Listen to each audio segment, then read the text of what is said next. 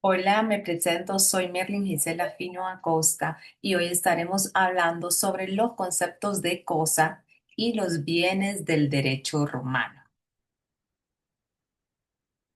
Dentro del contenido que vamos a estar abordando, una es el concepto de cosa, la diferencia entre cosa y bien, la clasificación de las cosas, el concepto de patrimonio, la clasificación de los bienes, los derechos reales, los derechos de crédito, la distinción entre derecho real y derecho de crédito, la relación que tienen esto con el derecho contemporáneo y por último estaremos dando las conclusiones. Es bastante importante conocer el concepto de cosa. En Roma, ya en palabra de latín, se llama res. Es todo lo que existe en el mundo material y todo lo que el espíritu puede concebir por abstracción, pero jurídicamente es todo lo que puede procurar el hombre con una utilidad cualquiera. Y en este sentido, cosa es sinónimo de bienes. Ya vamos a ir abordando. Y en este momento les presento la diferencia entre cosa y bien, que es lo que vamos a estar abordando durante esta jornada. Tenemos que cosa, desde la tradición romanista, una cosa es una res. Es cualquier entidad susceptible de ser considerada por el derecho independientemente de que tenga o no un valor económico. Y bienes es toda una cosa jurídicamente relevante que posee valor económico y puede integrar el patrimonio de una persona. Ambas tienen características principales y dentro de ellas las cosas pueden ser materiales o inmateriales. Los bienes tienen un valor económico, pueden formar parte del patrimonio, así como las cosas pueden o no integrar el patrimonio. Uno de los ejemplos de las cosas tenemos que son ejemplos universales. Puede ser el aire, el agua del mar, una idea abstracta y dentro de uno de los ejemplos de bienes tenemos una casa, un vehículo, una patente, su cuenta bancaria. Esos son unos de los ejemplos más claros. La clasificación de las cosas. Según los jurisconsultos de la época clásica, las cosas se dividen en cosas de derecho divino y cosas de derechos humanos. Y dentro de ellas están tres que son las fundamentales y son las cosas sacras, que son las consagradas formalmente a los dioses. Y tenemos las cosas religiosas, vinculadas a sepulturas y las cosas santas, que son las protegidas por normas religiosas. Las diferencias entre ambas es que las sacras son los templos, los altares, y así las religiosas son las tumbas y las cosas santas son las murallas, las puertas de una ciudad. Aún así, continuamos con la clasificación de las cosas dentro del derecho humano, ¿verdad? Y aquí tenemos las cosas comunes, las cosas públicas, las cosas universitatis y las cosas privadas. Cada una de ellas comprende, cada una de ellas vamos a irles mencionando los ejemplos para que entendamos de una mejor manera. Las cosas comunes es el aire, el mar, las aguas corrientes, las cosas públicas son los caminos, los puentes, los ríos públicos, los puertos. Las cosas universitatis son los teatros, las plazas, los parques, un baño público. Y las cosas privadas son las casas, las tierras, los esclavos. Esta clasificación, recordemos que es dentro del derecho humano.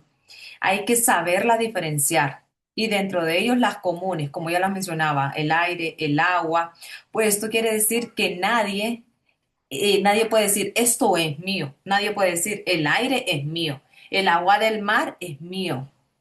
Las cosas públicas, aquí sí hay un propietario, que es el Estado. Digamos, el Estado de Honduras hace un puente. Este puente no es ni suyo ni mío, es del Estado, porque el Estado lo construyó. Ahora vamos con las cosas universitatis, que son los bienes de una comunidad, como una ciudad o un municipio. Ya les habíamos mencionado los ejemplos, una plaza de un parque X. Y las cosas privadas es aquello que sí existe un dominio individual. Esto es mío. Un teléfono es mío. A esto se refiere. El concepto de patrimonio es el conjunto de relaciones jurídicas de contenido económico que pertenecían a una persona. Es decir, comprendían los activos, que eran las cosas, los bienes, los créditos y los derechos, los pasivos, que son las deudas, las cargas obligatorias. Y dentro de ellos tenemos una división bastante importante que debemos conocer y son las cosas Mansipi y las cosas Netmansipi. ¿Qué eran cada una? Las mancipis eran las cosas consideradas más valiosas para la economía romana primitiva y las necmancipis eran todas las demás cosas, las que no eran las más valiosas, las más importantes.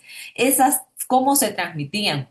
Mediante actos formales, no bastaba la simple entrega. En cambio, en las cosas necmancitis se referían, no requerían formalidades solemnes por una simple entrega.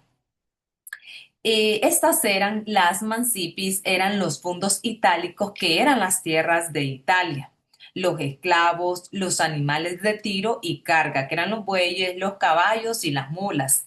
Y así ahora, ¿cuáles eran las cosas necmancipi? Eran el dinero, las joyas, la ropa, digamos la ropa, esto es mío y si lo quería dar a otra persona, no necesitaba hacer un acto importante o que hubiese aquello especial, sino que te doy esta prenda y no era como solo era entre dos partes, era más algo privado. Una de las diferencias más importantes es que cosas importantes más la transmisión solemne y en Netmancipi las cosas comunes y una transmisión simple, como se los he explicado. Otra de las clasificaciones, aquí ya les muestro en este cuadro una clasificación in comercio. Aquí podemos ver en la primera tenemos res mancipi y res nec mancipi, que fue la que anteriormente les estuve explicando. Tenemos res corporales e incorporales. ¿Cuáles son las corporales? Lo material. Incorporales, mis derechos, los derechos que habían.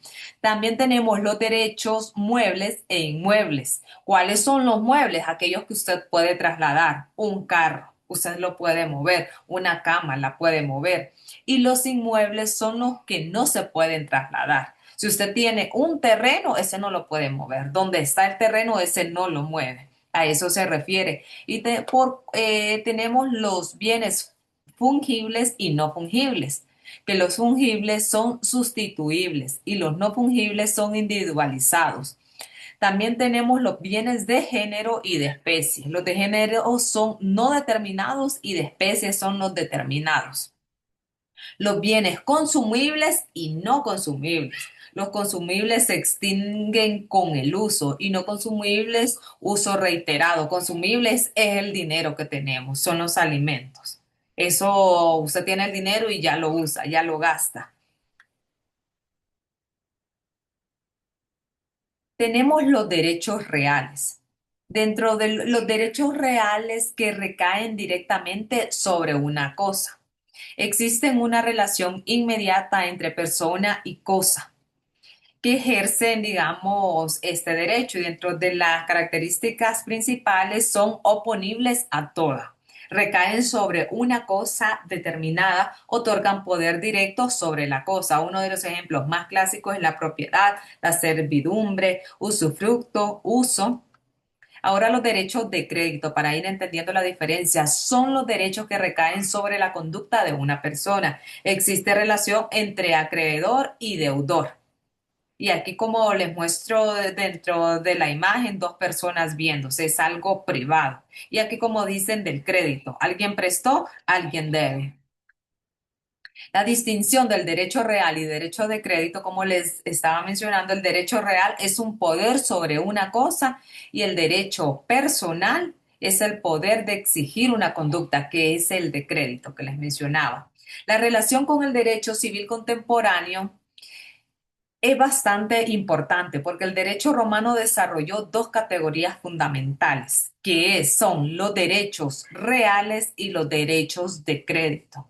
En derecho civil contemporáneo mantiene exactamente esta estructura. Hoy seguimos distinguiendo entre derechos que recaen directamente sobre los bienes y los derechos que recaen sobre las conductas debidas de una persona. Esto se sigue manejando de la misma manera como se manejaba en Roma, lo estamos manejando actualmente en Honduras.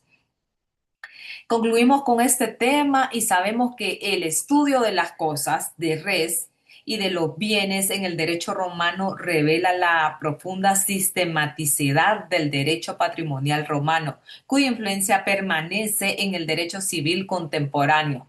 Las clasificaciones romanas responden a criterios jurídicos prácticos.